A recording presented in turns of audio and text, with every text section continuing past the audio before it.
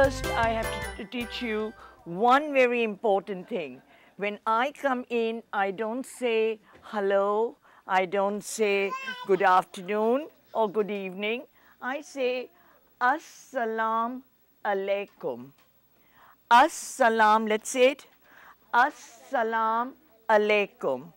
Okay, means, in my language, it means, how are you?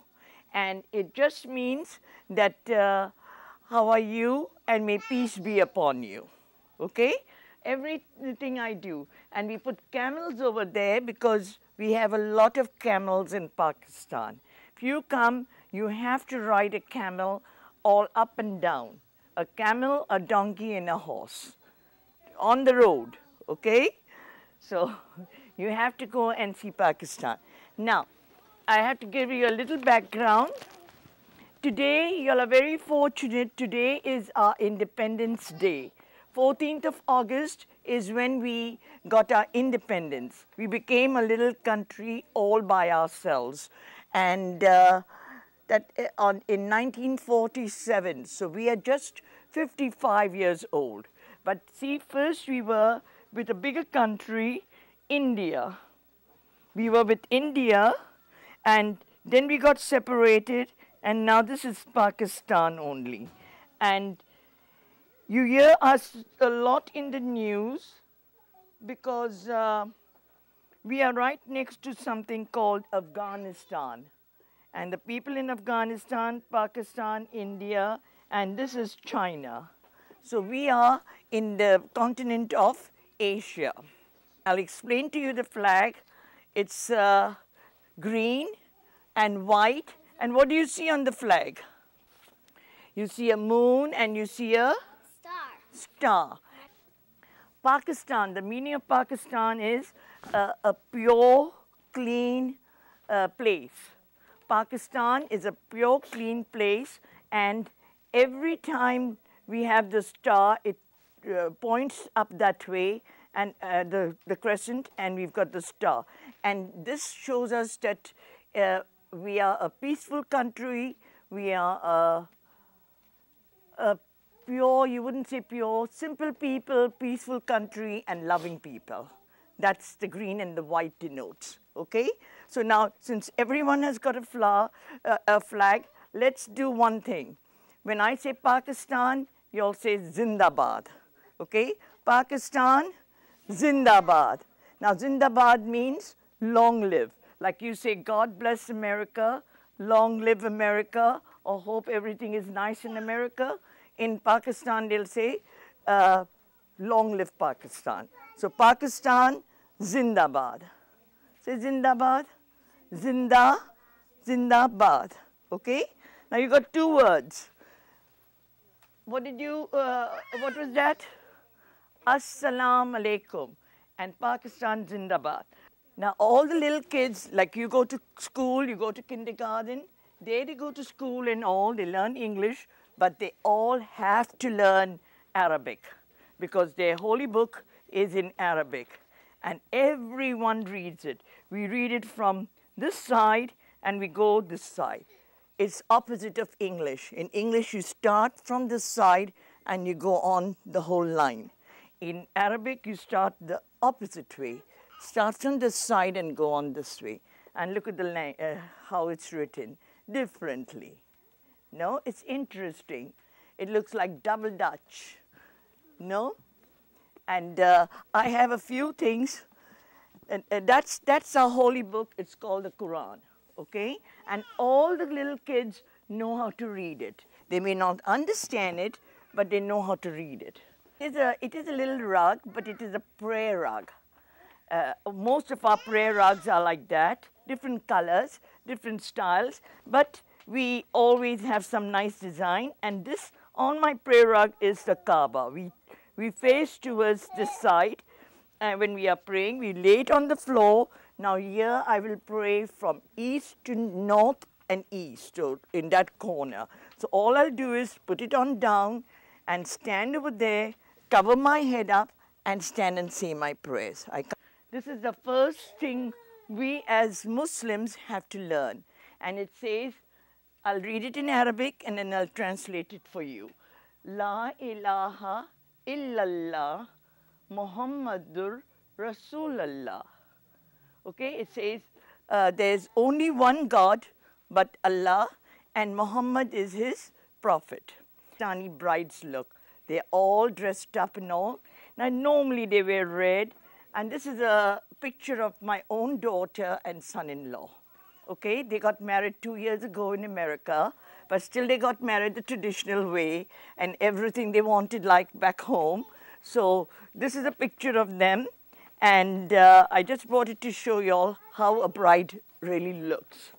And this is the wedding day, and this is the way she looked the next day. We have two functions, one the wedding day, and then the next day a grand reception. So this is how she looked on the next day. Each of the beads have the name of Allah written on it. Allah for us is God. This is one of our most important months, and it's soon coming up. Now, if you were back in Pakistan or in India or anywhere in the world, and if you were a Muslim, you would have to observe the month of Ramadan. And Ramadan is something very, very strict. You have to fast the whole month. No eating, no drinking for when the sun rises to the sun sets. How many hours do you think that is? Who can tell? 12 hours. Sometimes 12, sometimes 14, sometimes 10, sometimes 8, depending upon the season.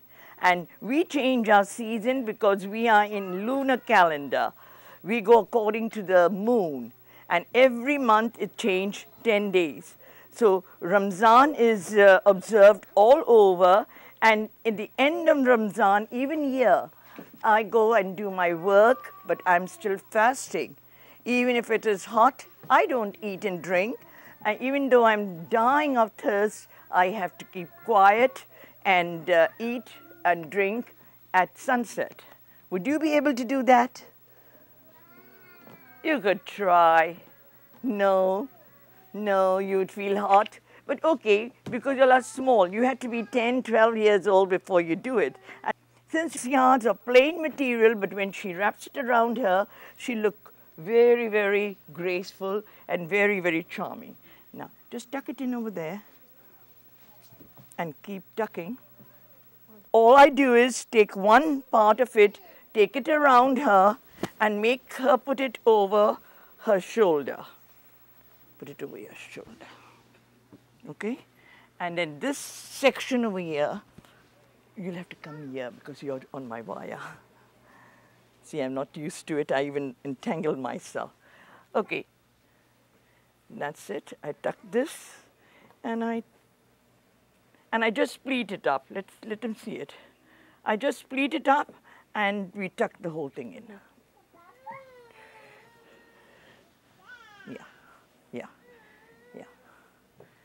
Okay.